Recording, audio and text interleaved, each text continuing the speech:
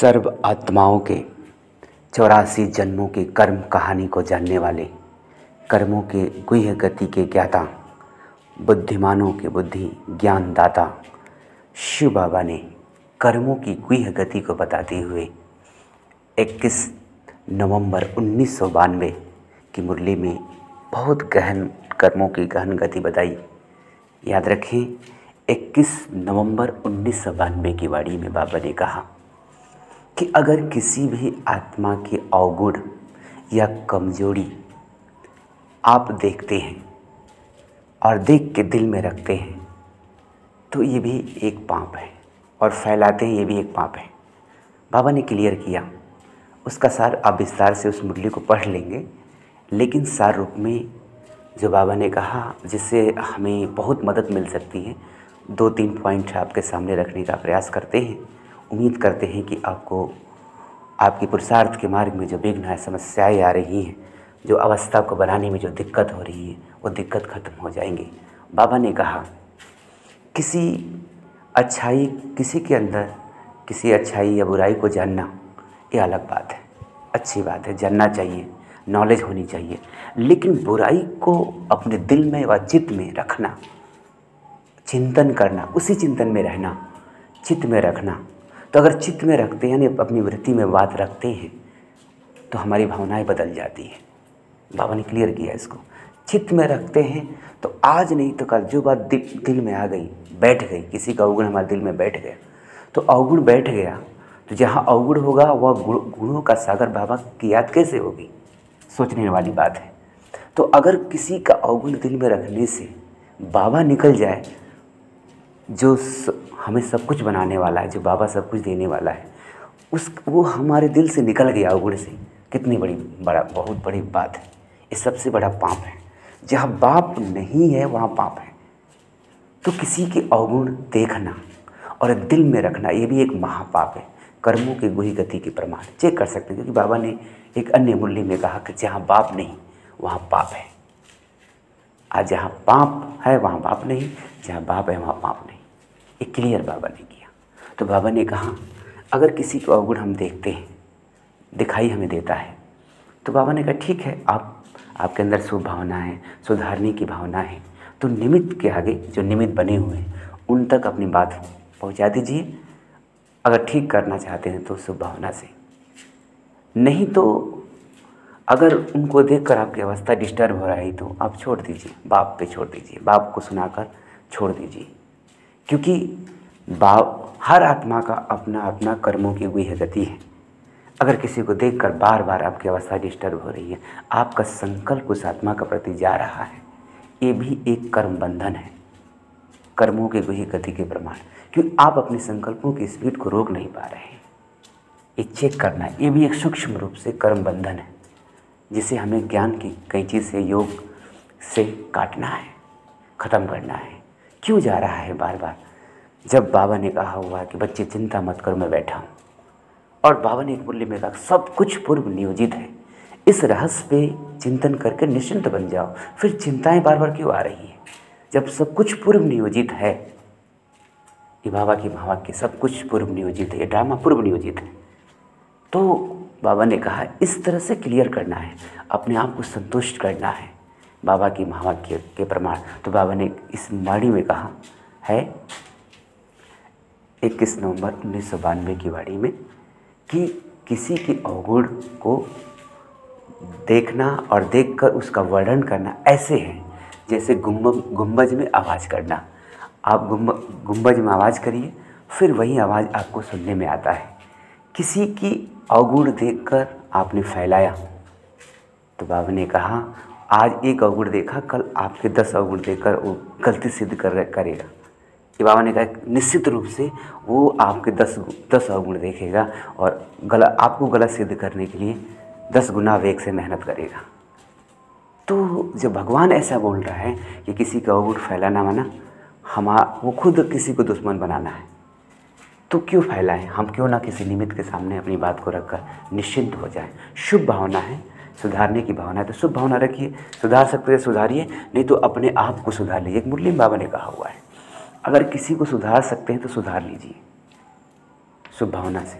अगर किसी को देखकर नहीं सुधार सकते हैं तो अपने आप को सुधार कर बाबा को सुनाकर हल्के हो जाइए, इसी में हमारा कल्याण है। वरना हमारा कर्म बंधन बढ़ता जाएगा और बाप की बजाय वो व्यक्ति याद आता रहेगा, उससे हमारा योग लगा रहेगा।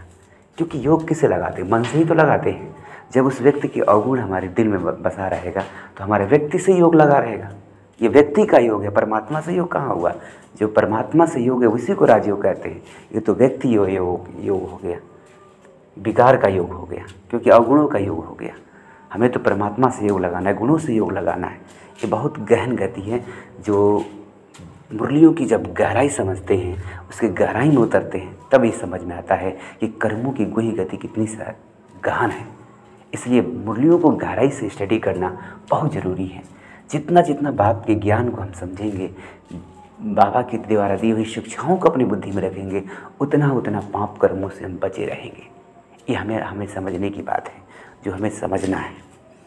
तो बाबा ने आगे कहा कि ऐसे किसी की गलानी नहीं। दूसरी बात बाबा ने आगे कही, यही 21 नवंबर 1992 की वाणी में बाबा ने कहा कि किसी अगर आप किसी की मैंने कोई बात नहीं कही, लेकिन किसी के गलत बातों में हाँ मिला दिया, तो ये भी एक पाप है। क्योंकि बाबा ने शास्त्रों का मिसाल दिया कि शास्त्रों में भी कहा गया है, गलती नहीं किया लेकिन गलती कार्य में सहयोग दिया, उसके हाँ में हाँ मिलाया, तो ये कर्मों के गुही गति के प्रमाण ये पाप है। जिस पाप से हमें बहुत खबरदार रहना है, बहुत सावधान रहना है।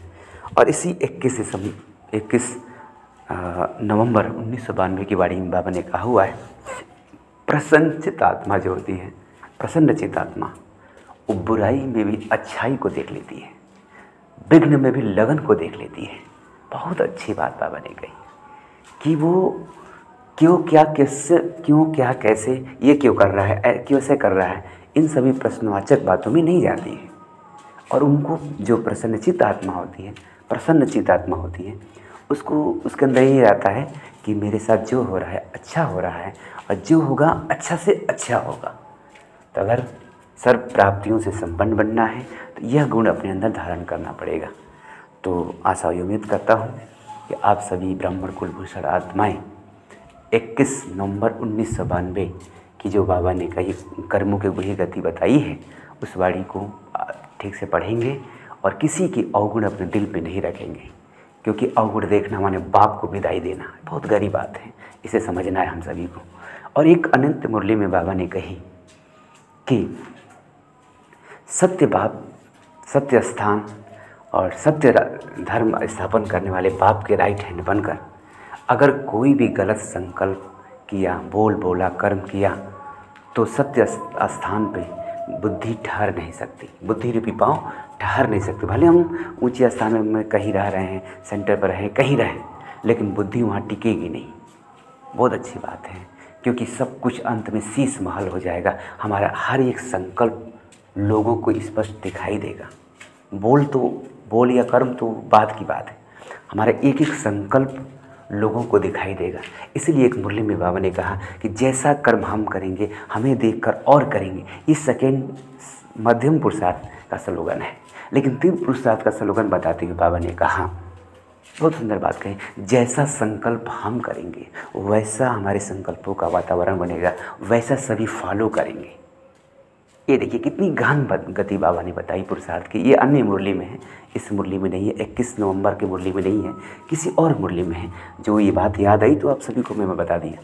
इसलिए बाबा कहते हैं कि समय पर जितना जितना ज्ञान रत्नों का आप खुद मनन करेंगे, चिंतन करेंगे, वर्णन करेंगे, आप चर्चा करेंगे, उतना आपको ज्ञान की स्मृति जागृत होती जाएगी। तो खजाने को जो जितना यूज करता है अपने प्रति या दूसरों के प्रति, वो खजाने बढ़ते जाते हैं। तो बाबा ने कहा कि सत्य बाप के, सत्य धर्म के स्थापना के निमित्त बनकर अगर कोई असत्य कर्म किया, असत्य चलन चला, असत्य बातें सोची, तो बाबा ने कहा कि बुद्धि रूपी पाँव सत्य स्थान पर टिक नहीं सकता है, योग लग नहीं सकता है, अंदर खुशी रह नहीं सकती। ऊपरी बनावटी खुशी रह सकती, लेकिन अंदर की खुशी नहीं रह सकती है। इसलिए बाबा ने कहा कि बाप को ये कहना नहीं पड़ता कि इस कर्म की ये सज़ा है, लेकिन ड्रामा के लामुवाफिक ऐसा नियम बना हुआ है, कर्मों के गोहे गति के प्रमाण, कि अगर एक श्रेष्ठ संकल्प किया तो 1000 गुना प्राप्ति अपने आप होगी। अगर एक व्यर्थ संकल्प किया, पाप का संकल्प किया, तो 1000 गुना भोगना, दुख की अनुभूति अपने आप होगी। एक बाप को कहना नहीं पड़ेगा। तो ये समझकर कि जो करेगा सो पाएगा, जब करेगा तब पाएगा, जैसे करेगा वैसे पाएगा। हमें दूसरे के चक्कर में अपने पुरुषार्थों क्यों बर्बाद करना है। वैसे हम खुद बाद में आए हैं और एक एक दिव्य गुणों को धारण करना है, शक्तियों को धारण करना है। 1969 से जितनी तक मुरलियाँ चली हैं 2017 तक की, सभी मुरलियों को स्टडी किए करना है। अभी तो कहाँ किए ही कहाँ है, समय ही कहाँ है।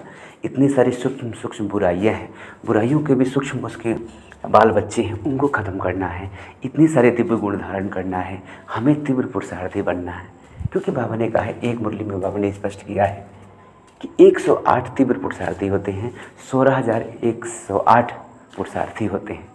ये कुछ बाबा की जो बातें हैं जो हमारे जीवन के लिए, हमारे पुरुषार्थ के लिए बहुत ज़रूरी होता है।